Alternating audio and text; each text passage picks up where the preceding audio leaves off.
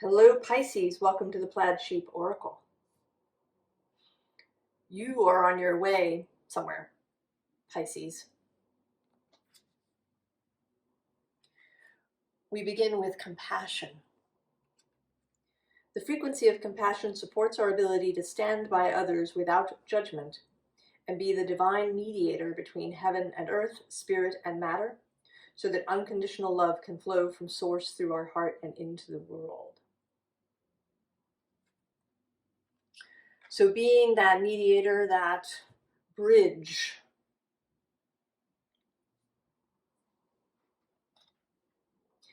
and this is so interesting. The card that came out was the title card. I had no idea that I'd shuffled it into the deck. I haven't had this deck for very long, but I have used it a few times, and this card has never come out, or I haven't even seen it while sort of perusing the deck until now. And this is a theme that has been coming up, this realization, the last piece, slotting in, something becoming known, an epiphany, the final piece of the jigsaw puzzle, so that now you can actually see the image.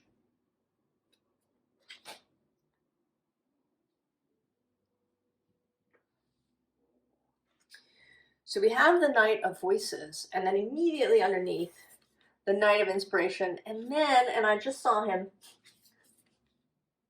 the Knight of Emotions. 3 knights. And this is, right, the Knight of Cups is associated with you, Pisces. Gemini, Sagittarius, Pisces. The mutable signs. And these are all the most mobile knights. We don't have the Knight of Earth, the Knight of Materials.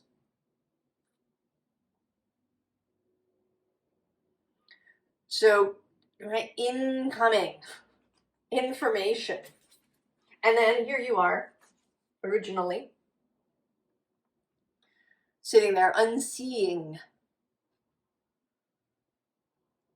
This came up in Libra's reading, right? Suddenly seeing the cosmic kiss when you had not before. And at the bottom of the deck, awakening. So it's all showing up. It's coming in. You were here.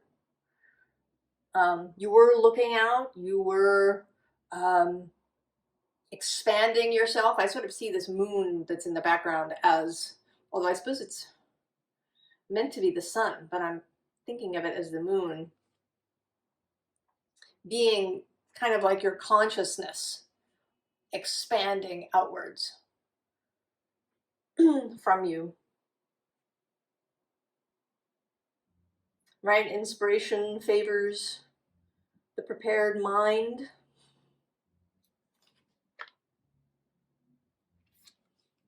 And so it's incoming.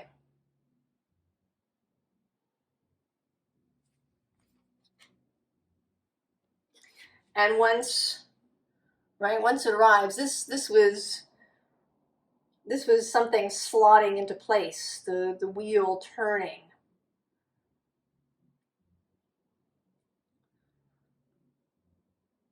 Really coming into understanding. All of this, now it's making me think of that Pirates of the Caribbean movie at World's End, where they go and rescue Jack, and they have that map that has these turning discs. And when you turn the discs, different things line up. So the map allows you to find all, different kinds of things. And that's what this is sort of making me associate this wheel with that. Different right? Circles, things coming into place together so that now one can see the whole image properly and see, right, which way to go. And then we have the Eight of Materials, and that's you going.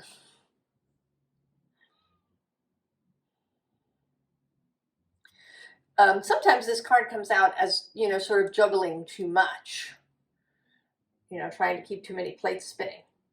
But this time it feels as if it is completely natural. You know, it's not so much you trying to keep a lot of plates spinning, it's you moving through realities, dimensions, timelines, spaces. I mean, really becoming comfortable in this multi-dimensional view of yes and.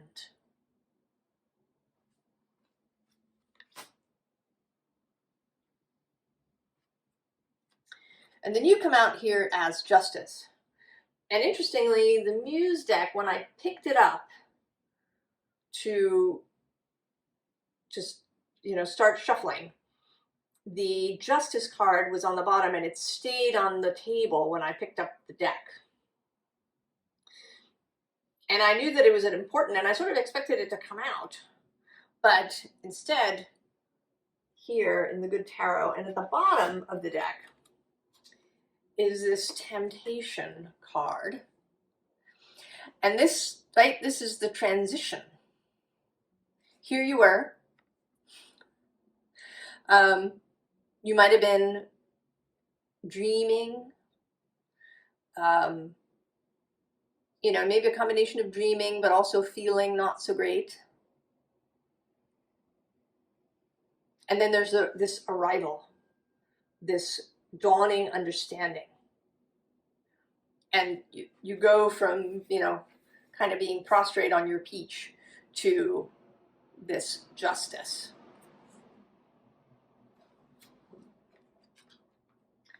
And below Justice is the King of Earth, of Fire. So this heart-based vision of Justice, right? Whose sword is not something that slices, but that lights up. A flaming sword that is a beacon to others. And so here you are, right? You've got your sword, you've got your scales of harmony, you've got the moon behind you, and you go and you enter the tower. Now, I don't know if the person that you encounter here in the tower is just one person, or if this is something that will happen repeatedly, and that this is just the first instance. But you go into the tower, and you find there this person, and this is the Nine of Water, the sort of wish fulfillment card. But, you know, here she looks, you know, not that she's receiving this, but that she's kind of bedazzled by it. She's enthralled to these gems that maybe are not reality. Or, you know, maybe they're not really what she wants. I mean, I do say that we want what we want. But often as we expand, as we release resentments and weights that we carry, as we come to know ourselves better, as we come into better alignment with our own heart, those wants change. We begin to see what the real desire is, the one underneath all of the surface stuff that we may have inherited from others or from our culture. So there's something that this person has been striving for, but it isn't what their heart is in alignment with. And then you appear, and in this very compassionate way, right? Justice can be a little fierce, but that isn't the energy that you carry. You show up here as this very gentle moon, and you don't swing your sword around or try to force anything or control anything. You just sprinkle your magic. And as a result, this person sees the light. Goes from a kind of muted, submerged, enthralled energy. Makes me think of the Thoth Tarot Debauch card, the Seven of Water, Seven of Cups. Into this Nine of Fire, seeing. So whatever it is that you come to understand about reality, I think it is about reality, about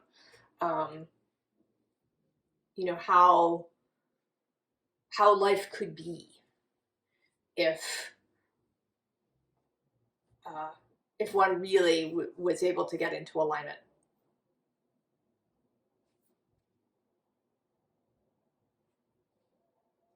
So we have this Seven of Discs. It says perseverance, but it never feels that way to me. This feels very light, easeful, right? An easeful rise.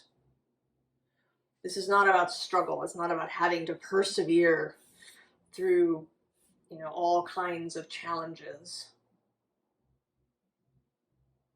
This is easeful rising. Synergy between the chakras. And then at the bottom of the deck is the High Priestess.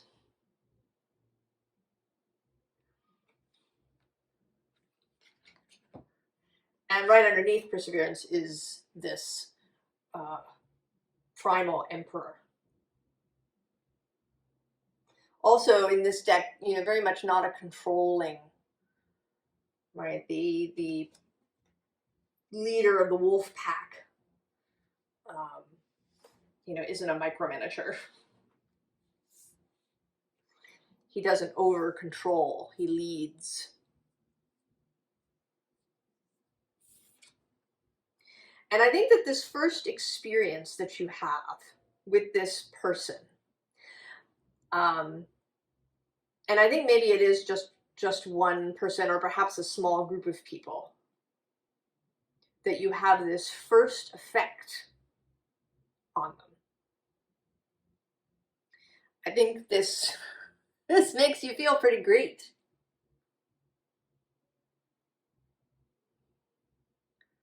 You feel pretty great. Six of Wands, success. That you had this effect. And that you didn't have to struggle for it. This was not about efforting.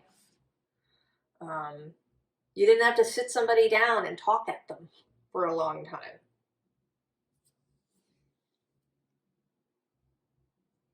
Your ability to convey this information, to embody this new way of being, is really powerful. It's more powerful than, sort of the physical things that one could do.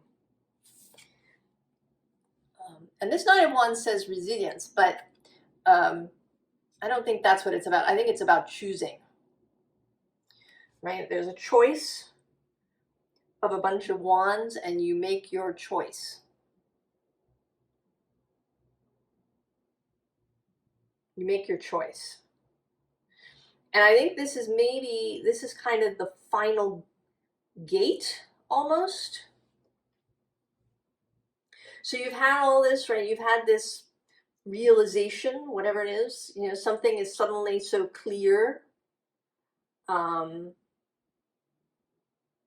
you wonder how you didn't see it before. And then you have this experience of passing this on to someone who is also enlivened and expanded by this. And so you choose, right? You choose to really stick with this, right? To abandon, walk away from the previous way of doing things in your life.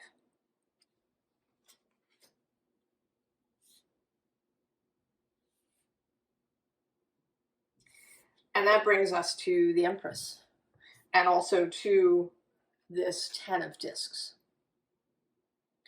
So when this choice is really made, when you really commit and stride forward fully in this new way of being,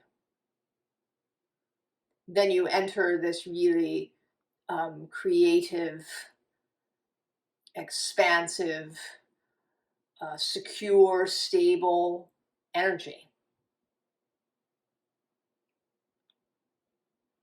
I think many things that were vexing in the physical world for you, you know, maybe it's some health issues that you have, or financial worries, or, you know, things about, you know, your physical environment, maybe your house, you know, your home needed a bunch of repairs, or, right, all that kind of stuff will resolve.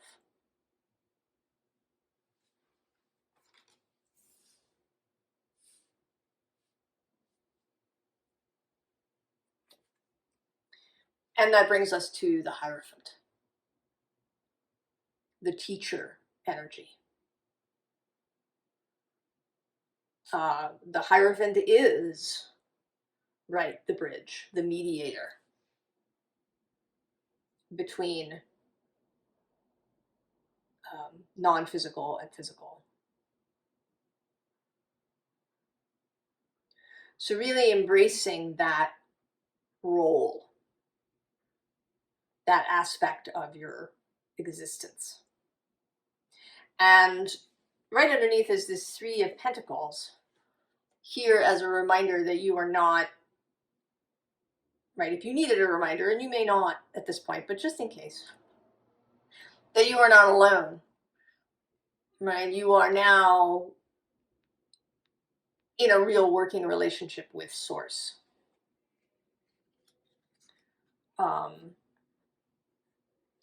And the Hermit is underneath here with his lantern.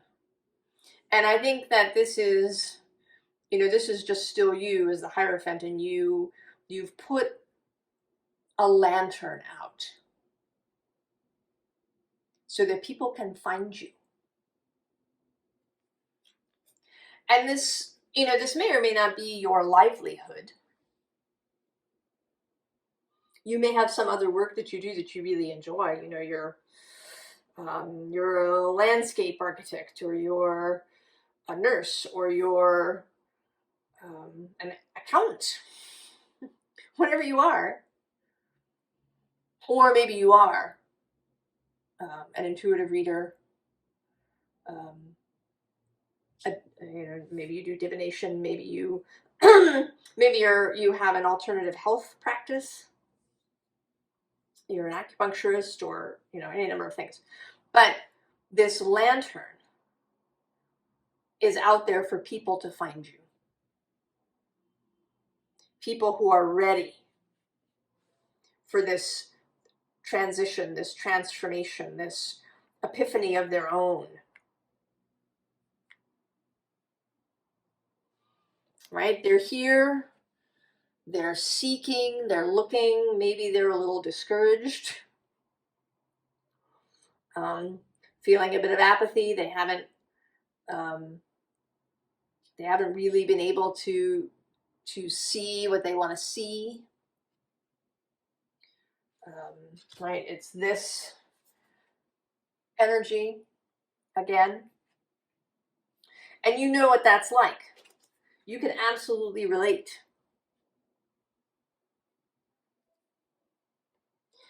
And what you want to show them is the Lovers.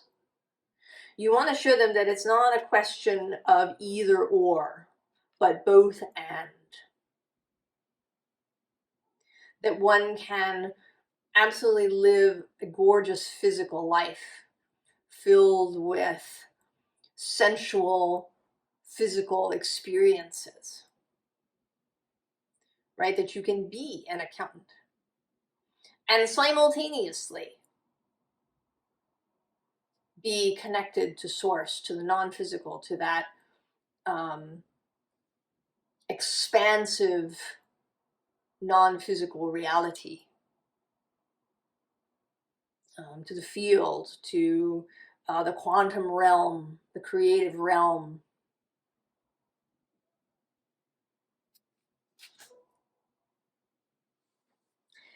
And then the other aspect of compassion is that it may be required of you, right, to be here in this new strength card. Right, we start out in strength. You're kind of, right, you're seated up here, looking around, seeing things. I mean, maybe you don't even know when you first start out that you're sitting on the lion. He may be invisible to you originally when you began this work, this journey. But now, you are part of the whole thing. Right? You're here, you are in communion with the lion. All the other denizens of the non-physical and physical natural world are with you. Right? Psychopomp cats and doves and all of this stuff going on. Right? To be in this, right? You kind of changed your outfit. You reduced it. I mean, here you're in your fabulous red dress, and I think you still have that in your closet. But here you're partly naked, exposed, vulnerable, but also totally at ease, because you know, right, that you fit into this glorious, true nature of reality. And so you can now look with calm when you run into the Seven of Wands energy.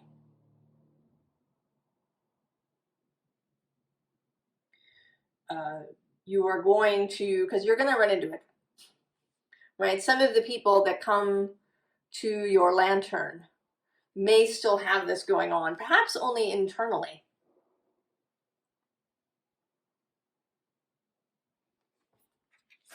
And you will have the confidence, the ease, the ability to manage your own emotions, to not get swept away or overwhelmed or, excessively triggered by this other stuff. So, advice, Pisces. This fire, fair aether life, the fiery cosmic wormhole heightens ancient dragon beams. intensifying sensory chimera codes that sweep down, bleed down, feed around your entire being, burnishing back delusions and deceits. Sacred fires bind to you, weaving new knowledge between your cells, through your cells, igniting and relighting the life that felt lost. The dragon breath fuels and drives and delivers sacred enlightenment.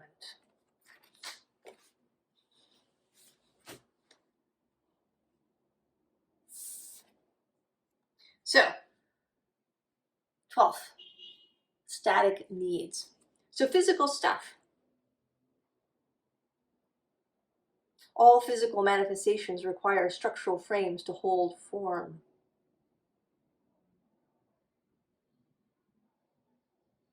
Sense the skin of your shell's perimeter and push your conscious energy beyond. Be charged, be ready to arc your love into the etheric. Love is all keys, locksmith to all vaults. What could be more vital than love in all things? So know that you are both and. Learn to really identify with both your physical, earthly self and your cosmic, non-physical, wider soul self. And then leaf shade, cradled. And this is, right, cradle yourself when you need to, because although you will have this new knowing, and it will be very nourishing to you, there may be times when you really need extra care of yourself. And then also to cradle other people during this change. And this card also speaks a little bit about, nature as a healer. Cradled neath the comforting branches of trees, stretching, providing peace, shelter, wisdom, and direction. Contemplate the rate at which a tree breathes and lives. Join its calming pace by allowing nature's healing to kiss us all deep inside. Healing herbs and tinctures are shared with us by plant spirits whispering on a sultry breeze under their sacred shaded foliage. So allow nature to nourish you, revitalize you when you need it. And then, allow that for other people as well. And then, most interestingly, Hod, the hood.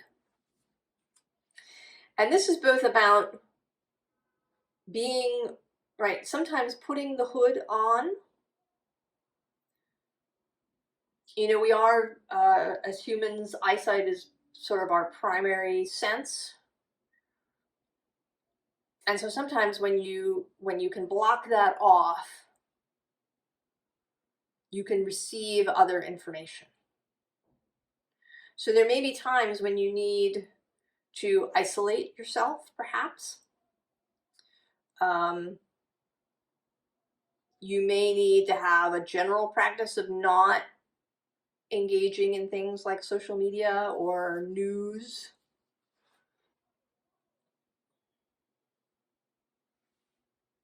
And then sometimes you want to take the hood off to then see, right? So you sort of, you quiet yourself, you put the hood on, you're in a little bit of isolation to really connect. And then you take the hood off and open your eyes and see now with this soul vision.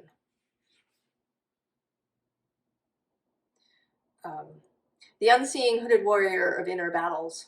Look within before looking out. Only listen to thy voice and not the dialogue of others. The hooded falcon with claws and jaws tears flesh. We must wait to unmask. Uncloak and be ready to sear with precision the target in our sights, lest we lash out and harm those we openly love. plan, seek, and swoop. So know when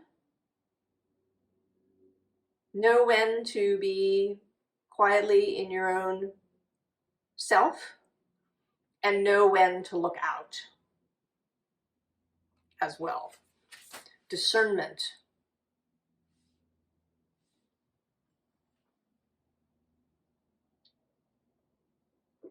Pisces.